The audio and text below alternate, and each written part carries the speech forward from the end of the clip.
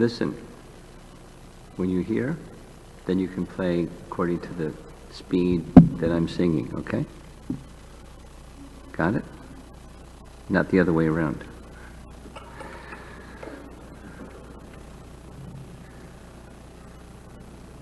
Jaya Radha Madhava Kunja Bihari Jaya Radha Madhava Kunja Bihari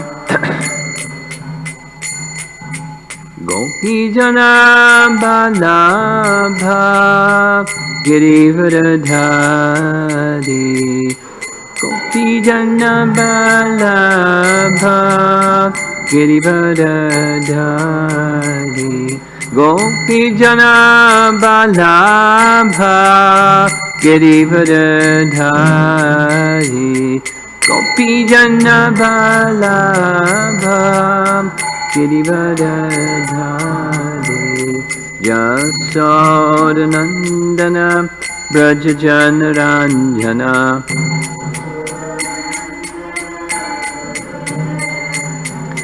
Jasodanandana Brajajana Ranjana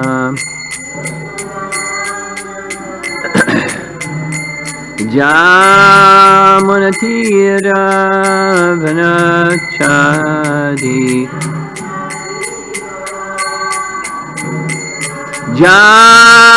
Jamunatira Vanachari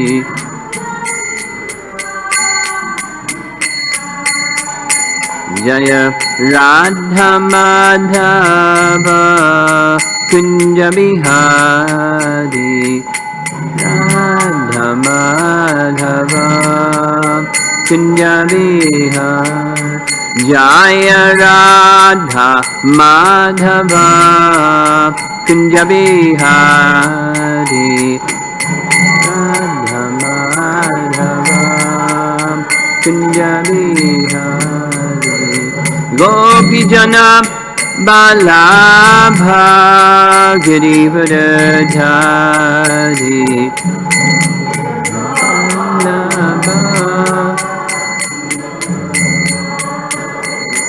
Gopi Jana Balabha Girivardhari Gopi Jana Balabha Girivardhari Jasodanandana Brajajana Ranjana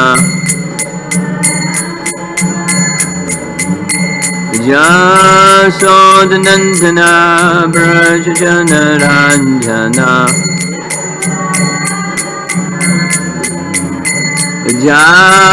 Jamunatira Vanachati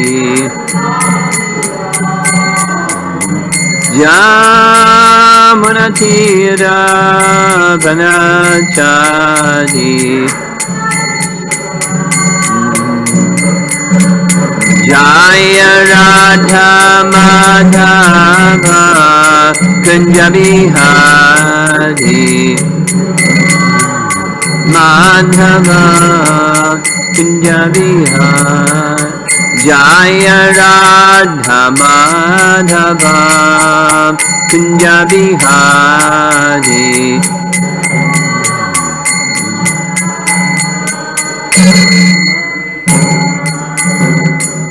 Jaya Vishnupad Paramahansa Harivedakacharya Astatar Satasi Srimad His Divine Grace Sri Bhaktivedanta Swami Shri Prabhupada Ki Ananta Koti Vaishnavrinda Ki Grantaraj Srimad Bhagavatam Ki Gaur Pimanandi.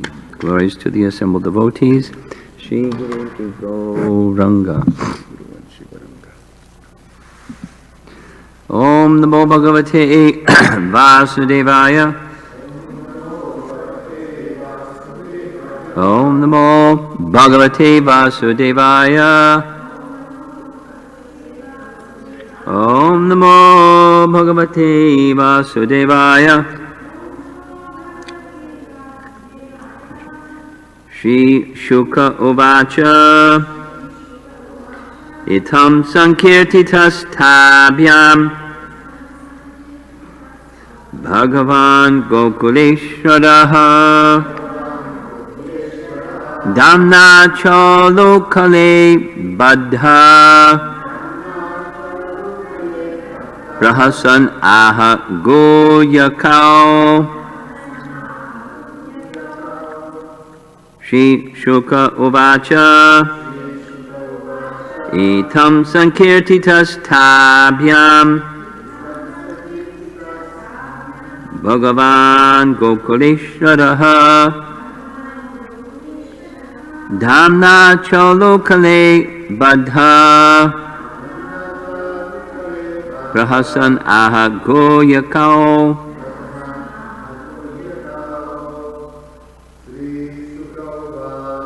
Shri Shuka Uvacha Itam Sankirtitastabhyam Bhagavan Gokuleshwaraha Damna Chalokale Badha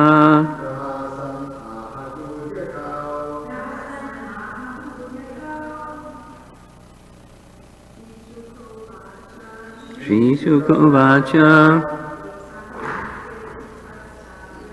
Itam Sankirtitastabhyam Bhagavan Gokuleshwaraha Damna Chalokale Badha Rahasan Aha Goyakao. Shri Shuka Uvacha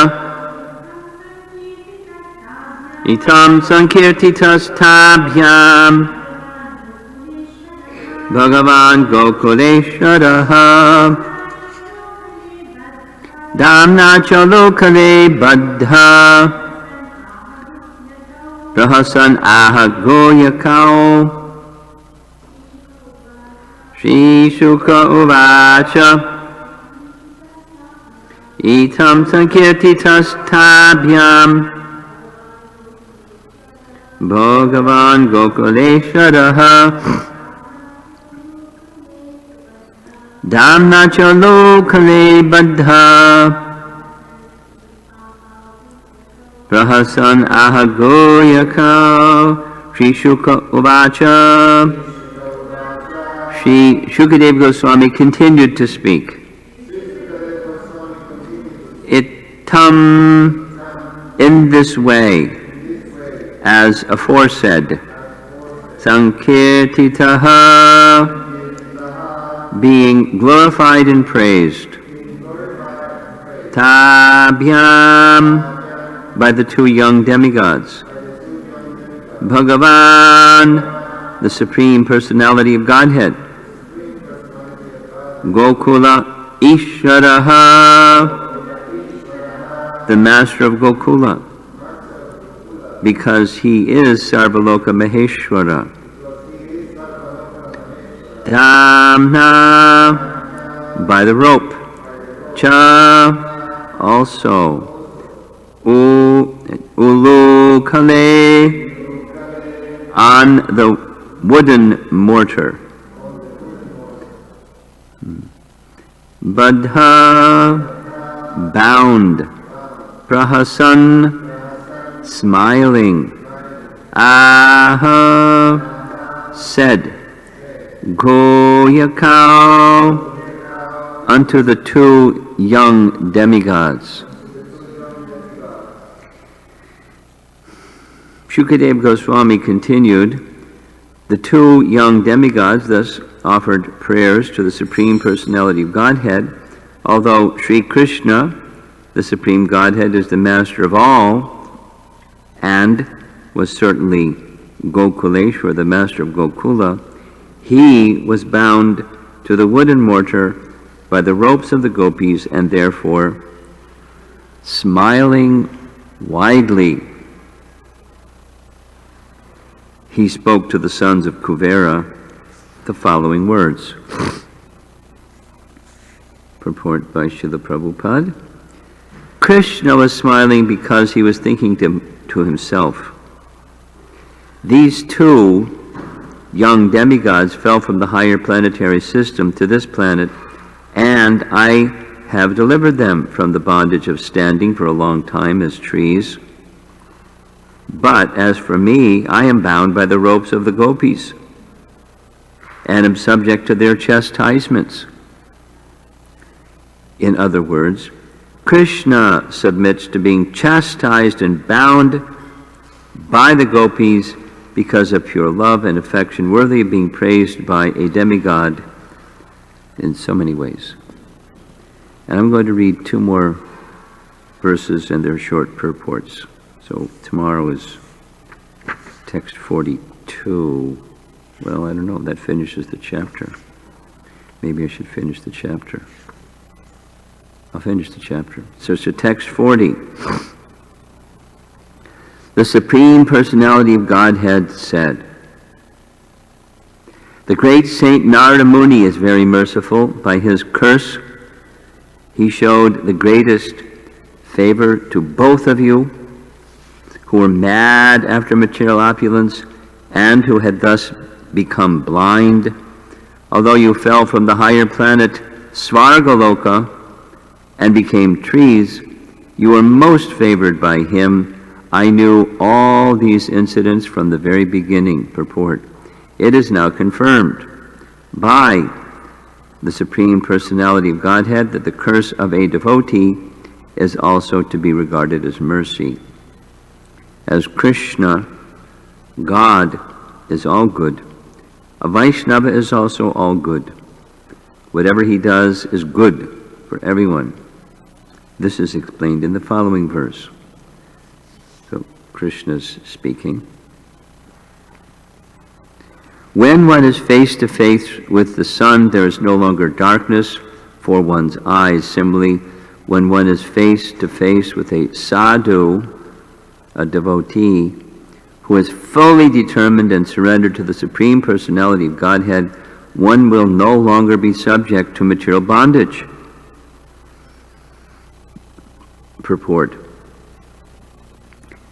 As stated in Chaitanya Charitamrita, Sadhusanga Sarva Shastre Koi, Lavamatra Sadhusange Sarva Siddhi Hoy.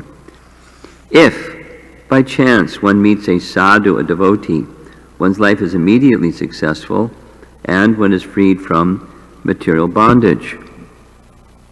It may be argued that whereas someone may receive a sadhu with great respect, someone else may not receive a sadhu with such respect. A sadhu, however, is equipoised toward everyone. Because of being a pure devotee, a sadhu is always ready to deliver Krishna consciousness without discrimination. As soon as one sees a sadhu, one naturally becomes free. Nonetheless, persons who are too much offensive, who commit Vaishnava aparadhas or offenses to a sadhu, will have to take some time before being rectified. This is also indicated herein. And text 40. Oh, Nalakuvara and Manigriva, now you may both return to home, since you desire to be always absorbed in my devotional service. Your desire to develop love and affection for me will be fulfilled, and now you will never fall from that platform. Purport. The highest perfection of life is to come to the platform of devotional service and always engage in devotional activities. Understanding this, Nala, Kovara, and Manigriva desire to attain that platform, and the Supreme Personality of Godhead blessed them with the fulfillment of their transcendental desire. And the chapter ends. Text 43. Shukadeva Goswami said, the Supreme Personality of Godhead, having spoken to the two demigods in this way, they circumambulated the Lord, who was bound to the wooden mortar, and offered obeisances to him After taking the permission of Lord Krishna, they returned to their respective homes.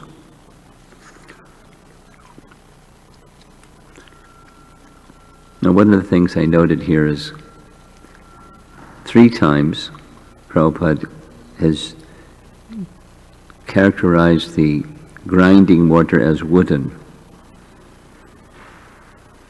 And when you visit the place where it is, for pilgrims at least, it is said this is where the twin Arjuna trees were standing in the courtyard of Nanda Maharaj. They have what they identify as the grinding mortar that Krishna was tied to, and it's stone.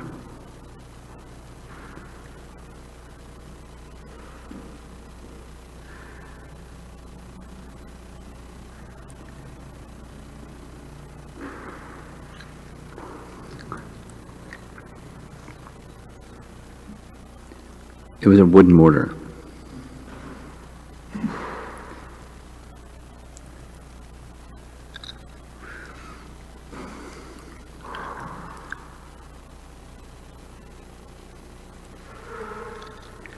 So we're hearing the conclusion of this pastime. I'll just summarize and read after that the commentary. Very nice. It's the smiling prahasan of Krishna. It's not a gentle smile, it's a broad smile. As he's speaking, he's tied to the wooden mortar. And they are praising him for freeing them from the bondage of being trees. But while he has the power to free them from the bondage of being a tree, he's bound to a wood mortar. And damna cha. Damna is the rope, and then you'll hear cha means and he's bound by other things besides the rope. And the main thing that he's bound by is the affection of Mother Jasoda. That's the sweetness of this Damodar pastime, is he's bound udara around the waist by the love of Mother Jasoda.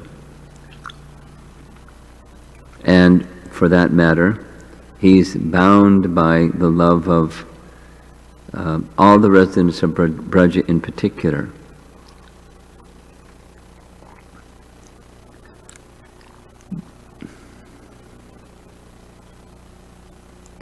That's the smile. And itam sankirtitas tabhyam.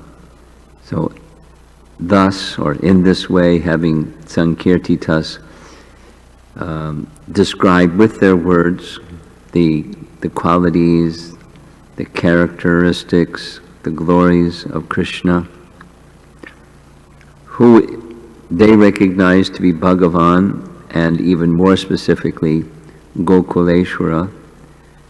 He's the Lord of everything, and so certainly he's the Lord of Gokula. And that's his home. They're returning to their home or homes with the request from the previous verses to be engaged in devotional service so that they can always be remembering him, connected to him, filled with devotion for him.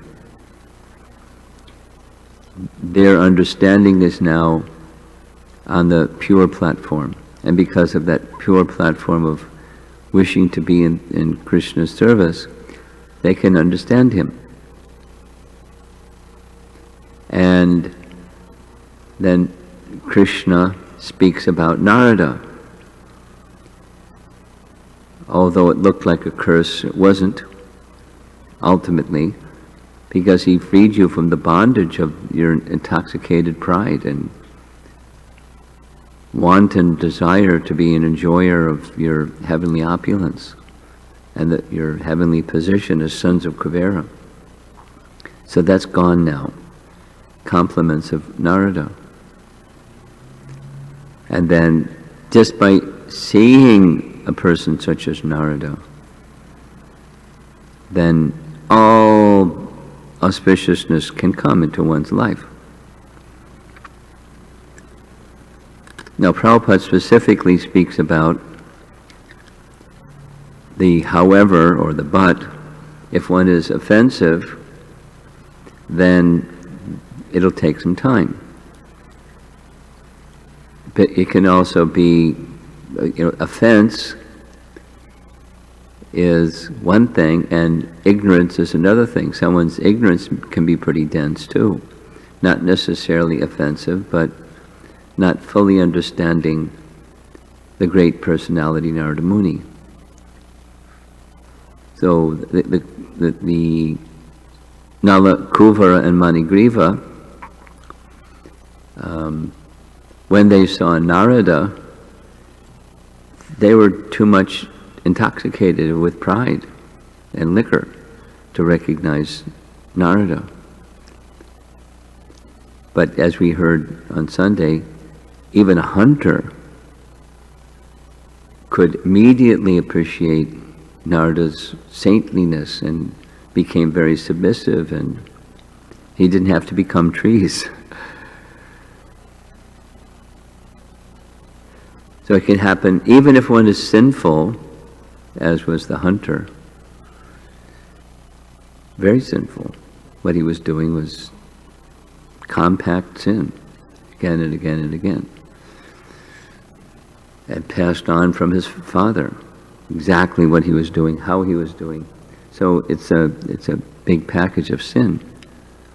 But that can be relieved by sadhu's association. Even seeing, even before Narada spoke, he was angry, but he couldn't speak angry words because he was seeing Narada, and he felt, who knows what his training was from his father.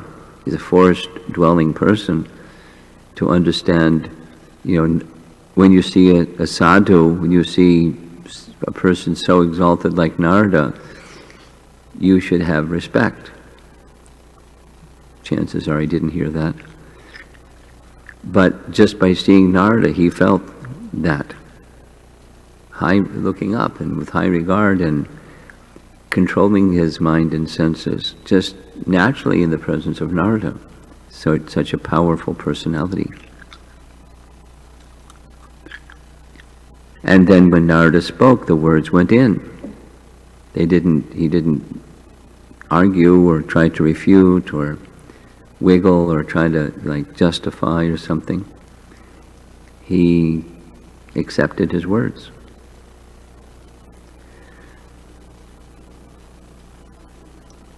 So being fallen, being sinful, doesn't exclude one from devotional service.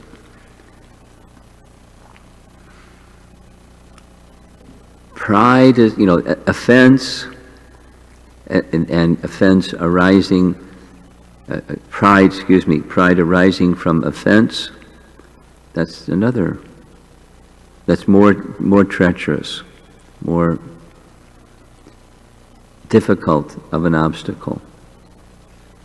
So that's what Prabhupada is referring to here. If one is offensive towards a Vaishnava, it's going to take longer, as in the case of Nalakuvara and Manigriva. But still, the grace of Narada was with them. The kindness of Narada delivered them. And then Krishna's concluding words. So now you may return. You have expressed a desire to remain engaged in my service with love, and I give you the benediction that will happen. So you return back to your heavenly position, sons of Kuvera, but you won't be in the same enjoyment mood and intoxicated mood and prideful mood because of your remembrance of me and you wishing to be in service to me. So there's protection in devotional service. Whether one is in abundance or in poverty, whether one is this or that, whatever the external situation of duality is, one is protected provided the dedication to the service to the lotus feet of the Supreme Lord, hearing about and glorifying Him. There's protection, there's power from the onslaught of the material energy. And so they circumambulated Krishna. Krishna is still tied to the grinding mortar, and then comes his next service. It's really astounding, in one sense, that here's two demigods that fell into this greatly misfortunate or abominable position, trees, from a demigod to a tree.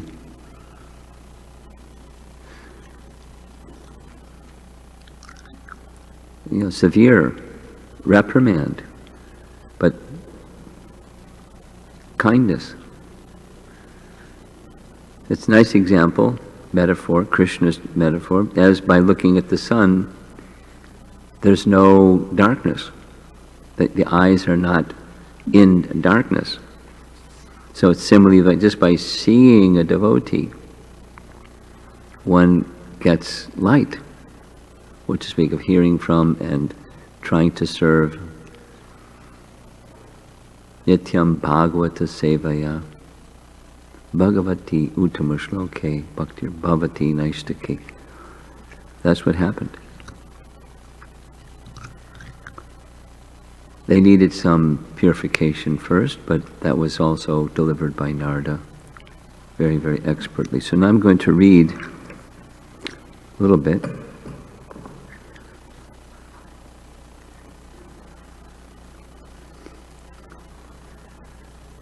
Hopefully. Yeah. This is text 39, the one that's on the board. Jiva Goswami writes, laughing, the Lord of Gokula spoke to the two sons of Kuvera. Referring to their previous state, the Lord showed their great fortune. He smiled because, although he was glorified by the two as the Lord, he was still bound to the mortar by a rope. First of all, he was bound, but he was bound by a mere rope and to a mortar among all things. But the two, in fear, did not laugh. Seeing them in that condition, he laughed. He rules over Gokula, and as the cause of good fortune, Bhagavan is eternally performing pastimes in Gokula because of being controlled by the prema of his devotees. Gokula should be understood to have the highest qualities. And Vishwanath Chakravarti Thakur's commentary, Sankirtita means completely glorified. Dhamna cha hints at being bound not only by ropes, but by prema also. Prahasa means he smiled very sweetly, thinking these two minor devatas have been bound up by his Maya, quote, they are praising me for freeing them from this bondage, but Mother Jasoda binds me and scolds me instead of praising me. Still out of love I stay in Gokula. The love I have for the scolding by the inhabitants of Braja is much more than the praises I receive from these sons of Kuvera.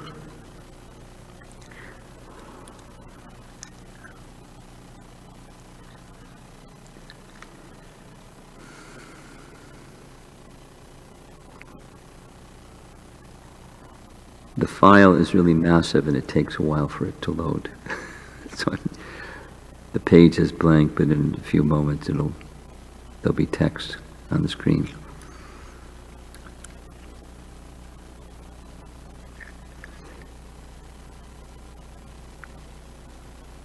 Our acharyas are giving us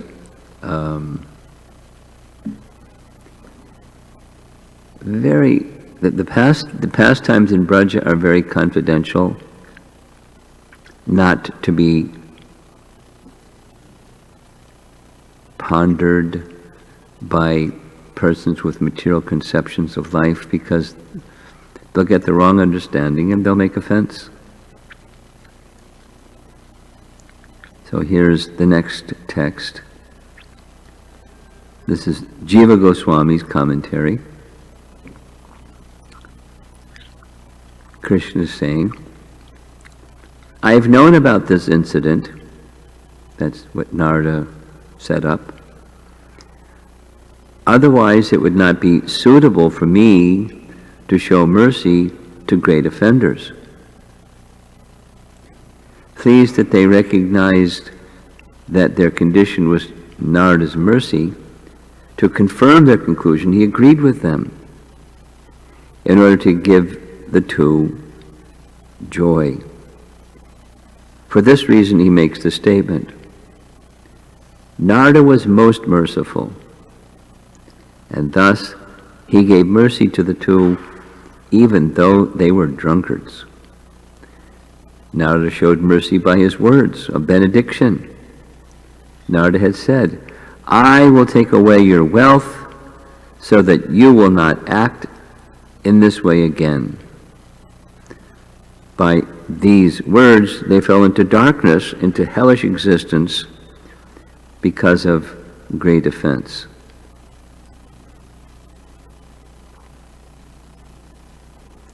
And the next verse has substantial commentary. Sridhar Swami makes some comment. Those who follow proper conduct, sadhunam, not Narada, and who realize Atma, bondage is somewhat reduced. More than this, by seeing those who are constantly thinking of me, bondage is completely removed, since they have the greatest mercy. The devotees are most merciful, and they do not take offense seriously, because they are constantly devoted to this. Speaking, Narada didn't take offense when they were misbehaving the way that they were. He didn't take offense. Because they are constantly devoted to me, the other two qualities naturally follow. Seeing them, no human being has bondage to samsara. What to speak of the devotees? Talking to them. And what to speak of you too being great offenders? Sutaram indicates that this offense does not take place by hearing and chanting to the extent that it does by seeing devotees. The effect of removing, seeing devotees, and of course hearing devotees.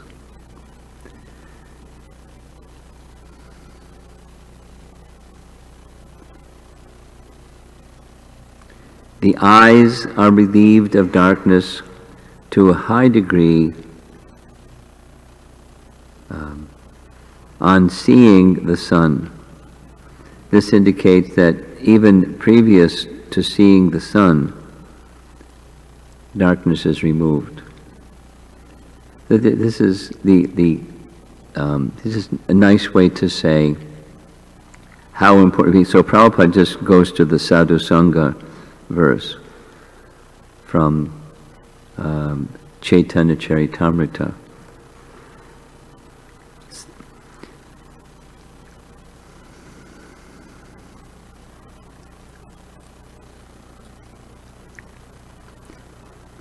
And one final point, that the word sadhu commonly, well, there's the worldly picture of sadhu, and there's the Prabhupada's explanation of what sadhu really means. Sadhu doesn't mean a profile or a certain color of dhoti or a certain length of beard or anything like that. A devotee is sadhu. Of course, there's standards of devotion, beginning, intermediate, advanced standards of devotion. But sadhu is sadhu. Sadhu is a devotee. And so we're sadhakas, trying to become devotees, trying to live the life of devotion. And those activities of devotion, they're purifying, naturally so. And the more that we invest the consciousness of devotion in those activities, the more that we will benefit from those activities, and the more that we'll be able to benefit others who come to the temple or with whom we interact in some form or fashion in the course of life, our day-to-day life. We become instruments, as we discussed the other day. We become instruments of the sun, the Krishna sun. It's a nice example.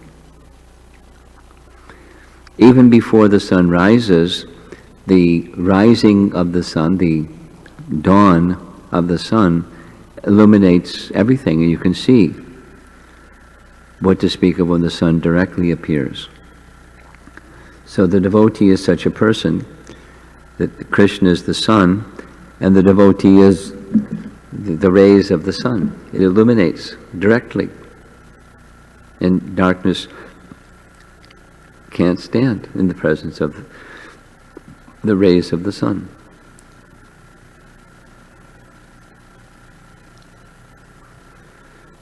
So they return. After circumambulating Krishna, now Krishna is going to begin contemplating his next Leela. From being bound by the rope tied to the wooden mortar, and then comes the next pastime of Krishna.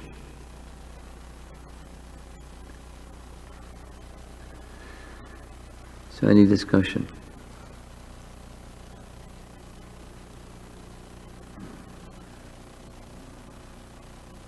Yes.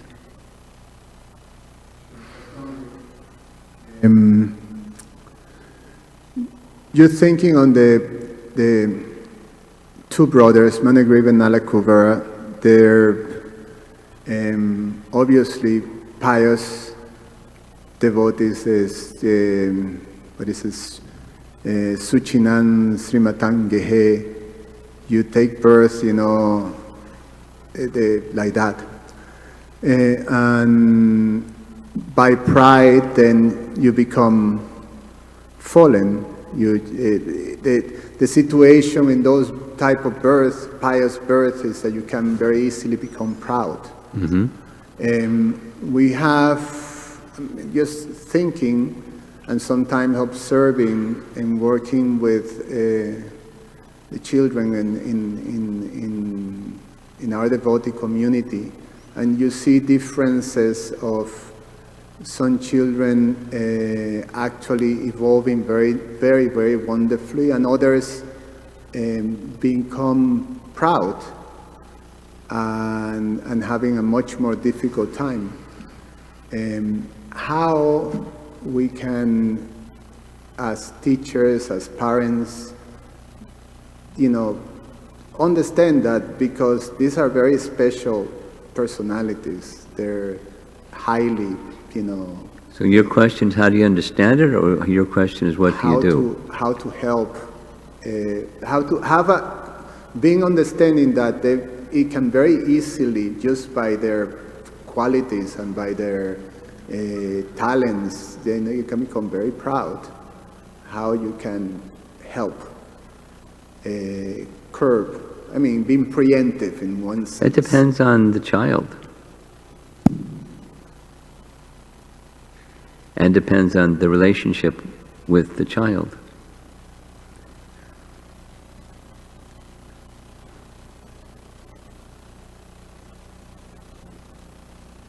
It's something like what,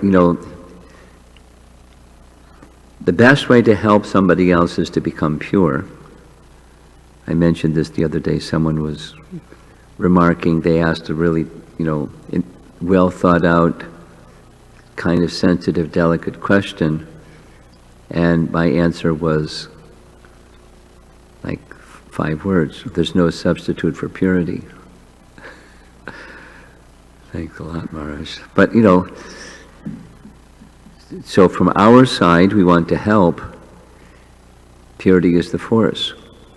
And when purity is there, to the degree that purity is there, Super Soul will give intelligence how to handle the situation.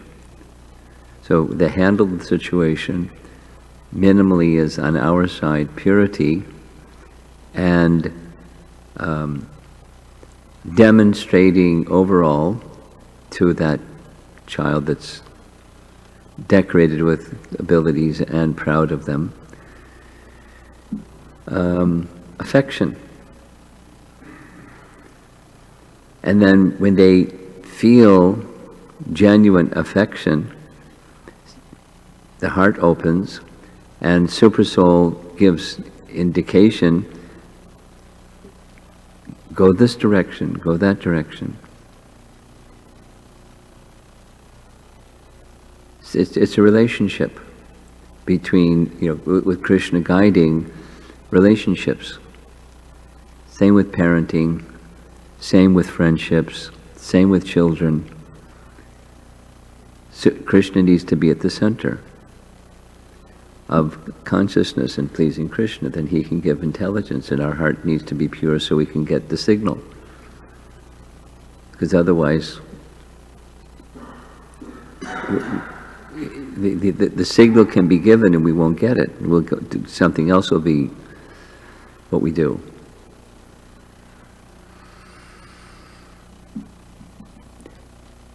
Repeating what one of the devotees said this past weekend, the foremost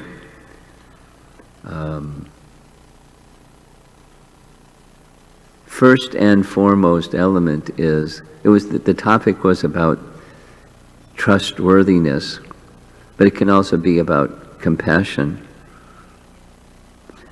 And first and foremost is to be trustworthy in our relationship with Guru and Krishna, so that we then get some spiritual strength, some spiritual empowerment, some spiritual intelligence, so we can be acting rightly and with Krishna Shakti, guiding and empowering our efforts.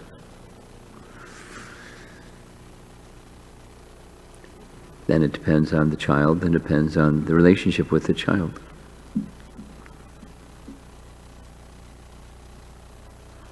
Some personalities, not only children, some personalities, I'm thinking of one of our ISKCON sannyasi gurus, speaking with that ISKCON sannyasi guru about someone has a close affection. And I said, you're the only one that can get through to this person. he needs some help. And he looked at me and said, he's a hard nut to crack. But he doesn't give up. But even when the relationship is good and the person is pure, sometimes it just takes time. And continue to show affection and acceptance. Not with a hammer in your hand, but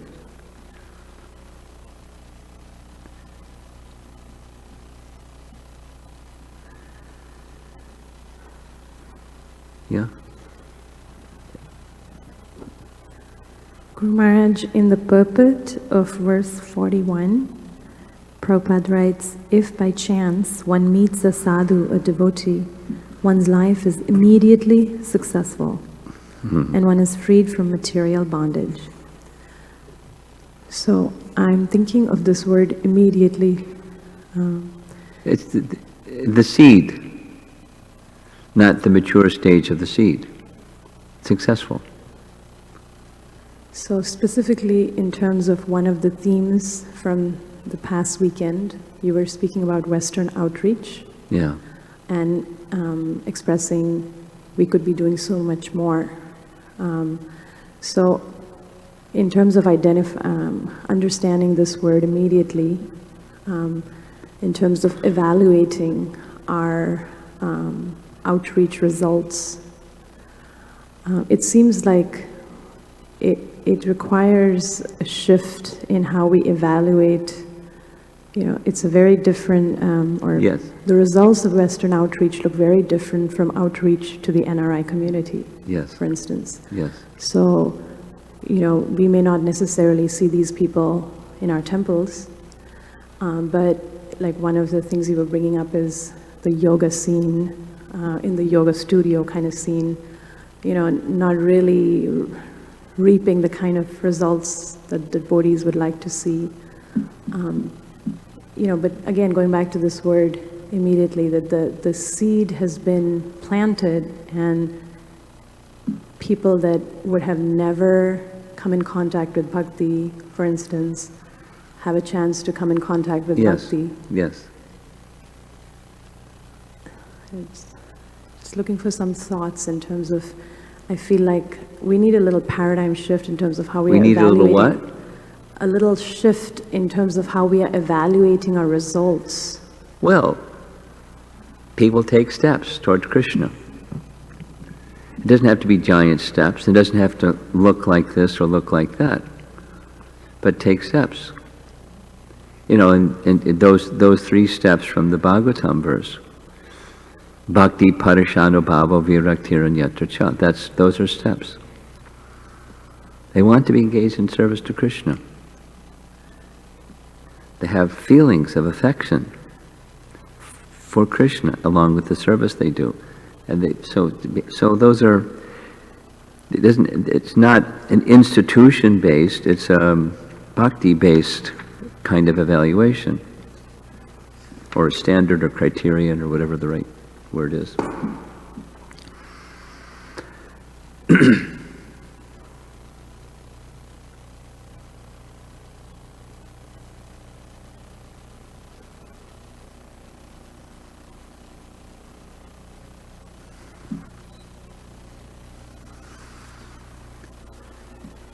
It's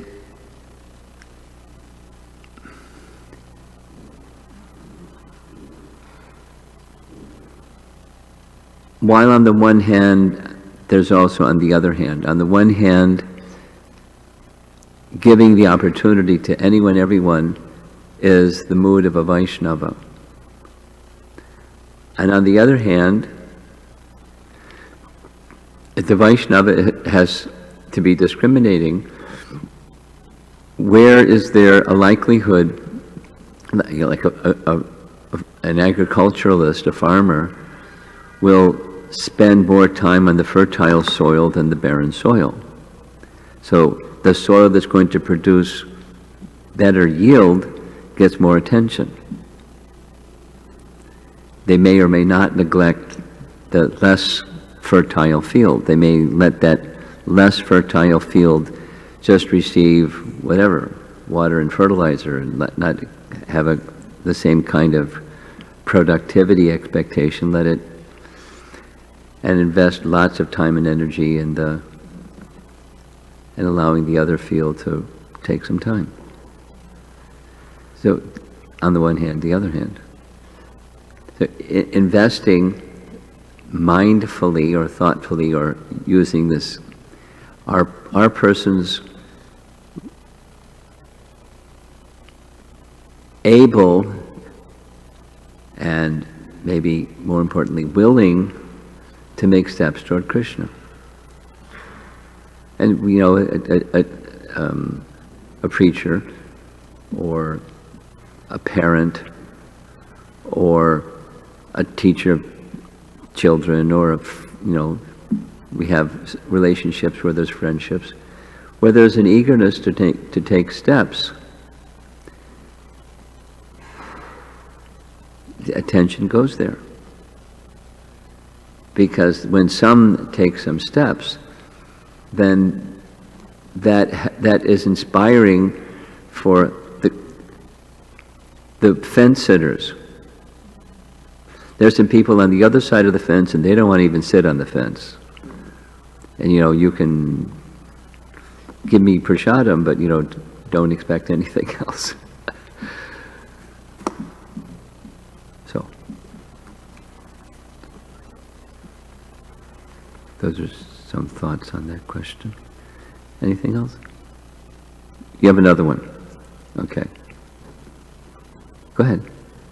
In the same purport, Prabhupada writes, because of being a pure devotee, a sadhu is always ready to deliver Krishna consciousness without discrimination.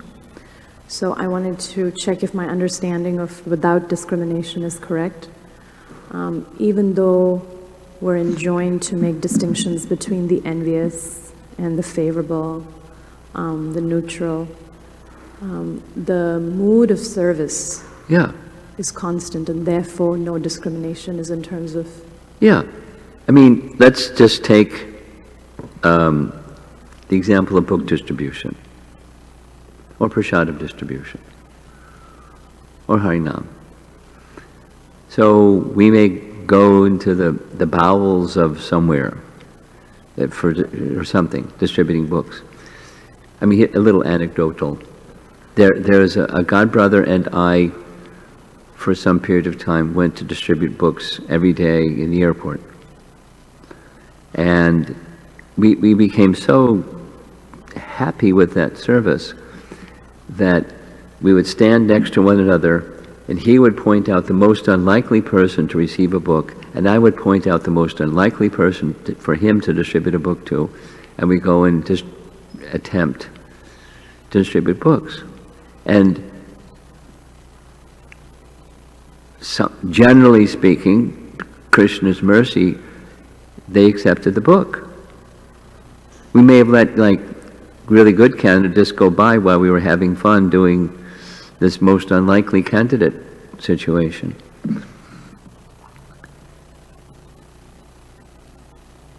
And it was exhilarating.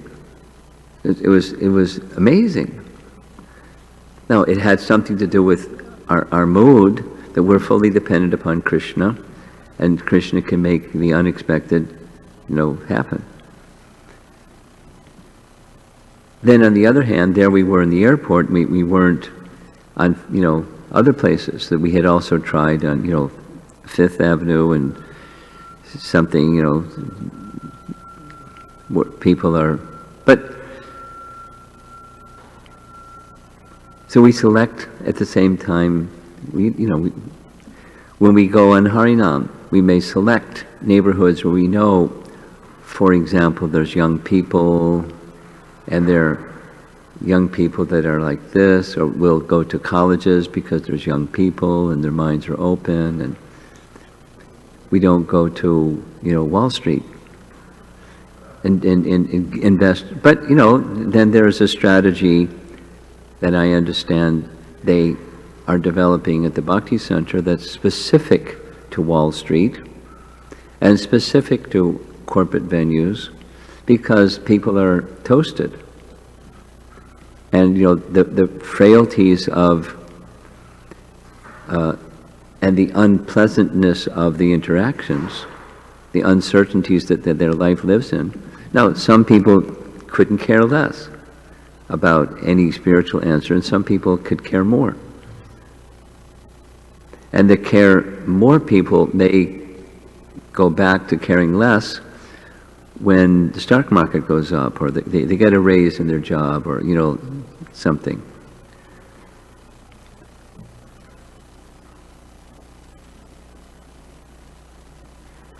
So on one hand and on the other hand. Without discrimination means, just like we chant, whether people are accepting, not accepting, they like it, they don't like it. Prabhupada, this little video says, whether they hear or they don't hear, because it's creating auspiciousness.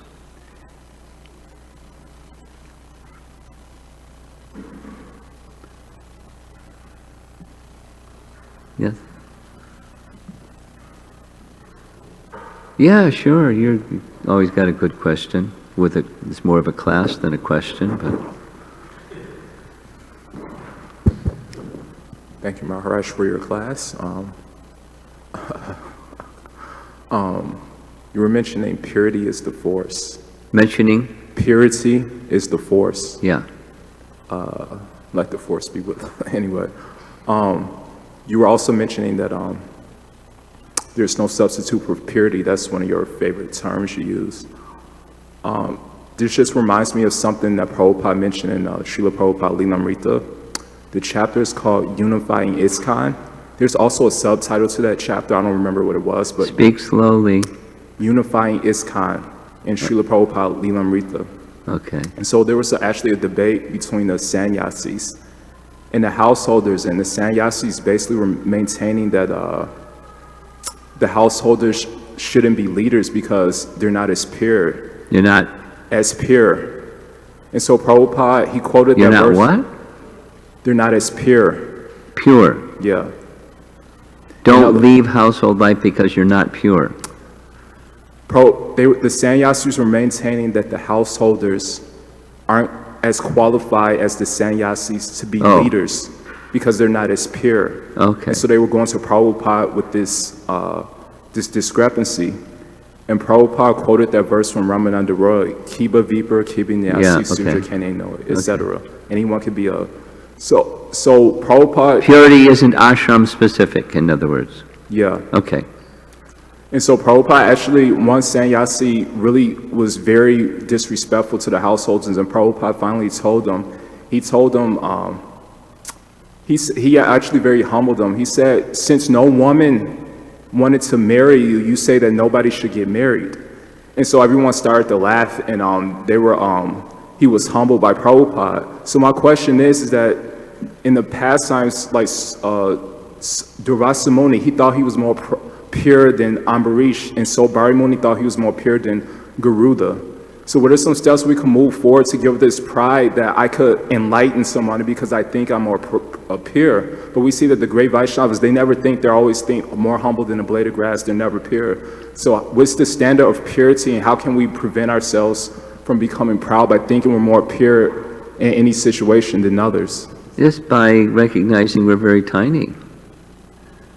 And anything that is a gift, it's from the giver of the gifts. That's not pride. And because the giver of the gift can take the gift away. It's his. So we're just bearing the gift in this mood of service on behalf of the gift giver and one who is the source of well-wishing for all living entities. And so if you make your Krishna connection strong, and you're protected. If your Krishna connection is not strong, you're vulnerable. Whether you preach or you don't preach. Whether you stay at home or you go out the door. Pride can attack you anyway. So, have or don't have. The protection is a strong connection with Krishna. and being grateful for whatever it is that Krishna has given, and use whatever that Krishna has given for the pleasure of Krishna. That's protection in any situation. If that's not there, anything can happen. In the material energy, it usually does, sooner or later. Okay. Srila Prabhupada ki jai.